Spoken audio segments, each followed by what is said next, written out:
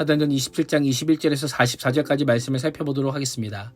앞선 본문에서 바울이 전혀 언급되지 않은 것과는 대조적으로 구원의 여명이 없다는 선언 이후 바울이 모든 상황을 주도합니다. 절망에 빠진 사람들에게 희망의 메시지를 전하고 떡을 나누며 기력을 도와 마침내 경험하게 될 구원은 그동안의 바울 사역을 압축적으로 보여주고 있습니다. 21절에서 26절은 바울의 산상설교입니다.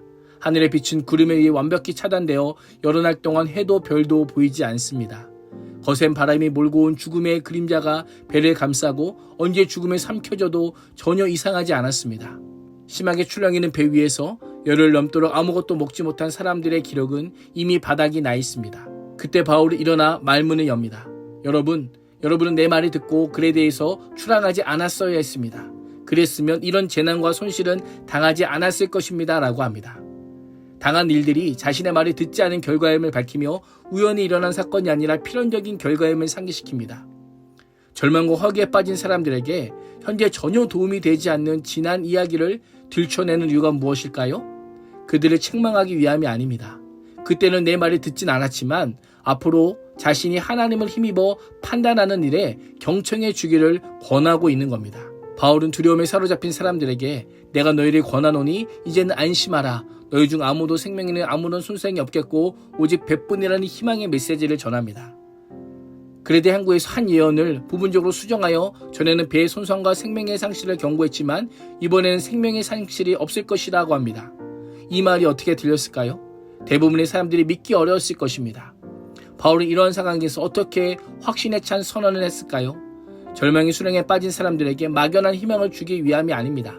하나님께서 천사를 통해 자신에게 말씀하셨기 때문입니다.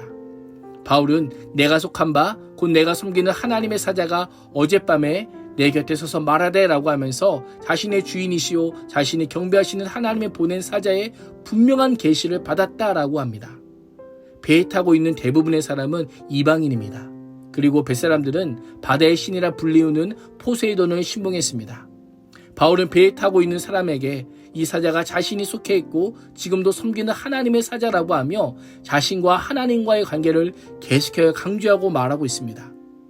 하나님의 사자는 바울이 반드시 황제 앞에 서야 하기 때문에 하나님께서 바울과 함께 타고 있는 모든 사람들의 안전을 너에게 맡겨주셨고 그 생명은 잃어버리지 않을 것이다 라고 말씀하고 있습니다.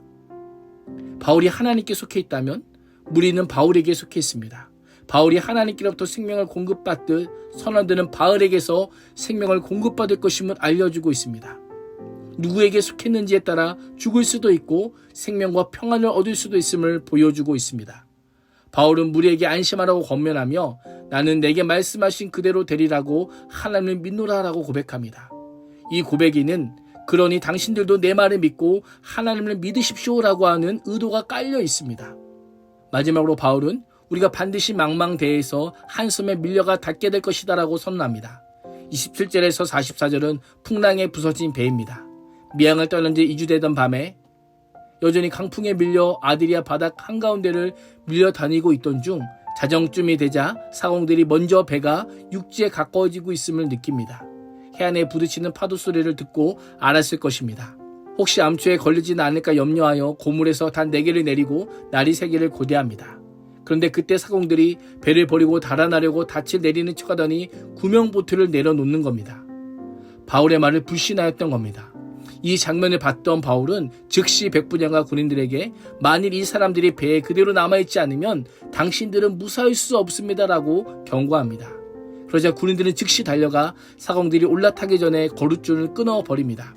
이것이 복음이 없는 자들의 모습입니다. 그들은 눈에 보이는 것만 소망을 둘 뿐입니다. 위기를 만날 때 자기 구원에만 관심이 있습니다. 선원들은 여전히 도망갈 궁리하기에 바쁩니다. 한바탕 소동이 벌어진 후 서서히 날이 밝아갈 때 바울은 사람들에게 음식을 먹기를 권합니다. 대부분 2주 이상 먹지 못하고 속죄로부터 금식한 사람들은 그 기간이 더욱 오래되었을 것입니다. 바울은 지쳐 쓰러져 있는 사람들에게 이것이 너희의 구원을 위하는 것이오 라고 하며 적극적으로 음식을 권합니다. 떡을 가져다가 모든 사람 앞에서 하나님께 축사하고 떼어 먹기를 시작합니다. 마치 오병이의 사건을 보는 것 같습니다. 바울이 몸소 모범을 보이자 배에 탄 276명이 바울의 말에 경청과 용기를 얻고 음식을 먹습니다. 음식을 배부르게 먹고 난 뒤에는 남은 음식을 바다에 버려 배를 가볍게 함으로 살고자 하는 의지를 다시금 회복합니다.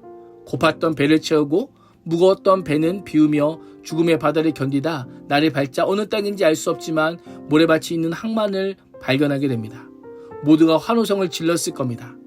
저반이 가능한지 선장과 사공들은 머리를 맞댄 후에 선미에 고정된 네 닷을 모두 끊어서 바다에 버리고 동시에 키를 묶은 밧줄을 늦춘 채로 거의 마지막 남은 돛으로 바람을 조절해가며 조심스럽게 접근하기로 합니다.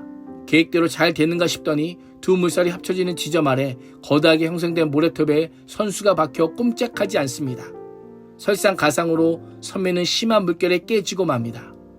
배아는 순식간에 혼란에 빠집니다. 이때 누가는 군인들의 행동에 주목합니다. 군인들은 제수들이 혹시 얌쳐 도망갈까봐 그들을 죽여버리자고 계획하지만 그때 백부장은 바울을 구원하기 위해 그들의 제안을 받아들이지 않습니다. 백부장은 헤엄치거나 배의 파편을 이용하여 육지에 상륙할 것을 명령합니다. 결국 배에 탔던 276명 전원이 모두 무트로 올라와 구원을 받게 됩니다. 이를 통해 바울의 2차 예언은 그대로 실현되었고 하나님께서 신실한 증인인 바울 편에 서서 모든 것을 주권적으로 이끌고 가고 계심을 보게 됩니다. 오늘 하루도 절망과 낙심의 바다에서 허덕이는 이 세상을 향해 하나님의 말씀으로 위로와 소망의 빛을 전하는 그리스도인이 될 수 있기를 주님의 이름으로 축복합니다. 기도하겠습니다. 하나님, 자기 구원에만 관심이 있는 세상에 구원의 희망과 은혜를 전하는 복의 통로가 되게 하여 주옵소서. 예수님의 이름으로 기도합니다. 아멘.